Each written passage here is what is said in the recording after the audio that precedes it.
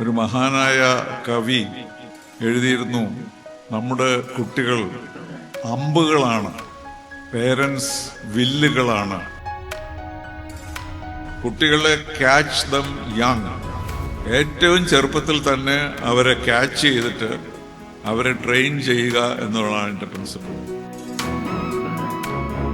ഞാനെങ്ങനെയാണ് ambassador ആകുന്നത്? ഈ കാറാകാൻ പറ്റുമോ? പക്ഷെ അത് ചോദിക്കാനുള്ള ധൈര്യം എനിക്കുണ്ടായിരുന്നില്ല. ഞാൻ പറഞ്ഞു ശരി, അംബാസഡർ ആകാം എന്ന് വെച്ചാൽ ദിവസവും ഞാൻ ആലോചിക്കും, ഈ കാറ് പോലെ ഞാൻ എങ്ങനെ ആകാൻ പറ്റും? എല്ലാ കൊല്ലവും ഞാൻ പ്രിലിമിനറിയുടെ പരീക്ഷ ക്വസ്റ്റ്യൻ പേപ്പർ നോക്കിയിട്ട് ഞാൻ പറയും, ഇത് എനിക്ക് പാസ്സാകാൻ പറ്റില്ല.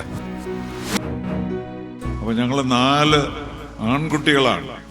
ഞങ്ങൾ 2 പേര് IFSലെത്തി, 2 പേരും അംബാസഡർമാരായി. 3-മത്തെ ആൾ മെഡിസിൻ പഠിച്ചു, ഇന്ന് ഡോക്ടറായിട്ട് ജോലി ചെയ്യുന്നു. 4-മത്തെ ആൾ ഒരു എഞ്ചിനീയറും.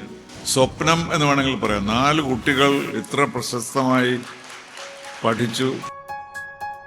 ടെക്നോളജി വളരുന്നതനുസരിച്ച് നമ്മൾ അതിനോട് അഡോപ്റ്റ് ചെയ്യണം. അത് പേടിച്ചോടേണ്ട ആവശ്യമില്ല.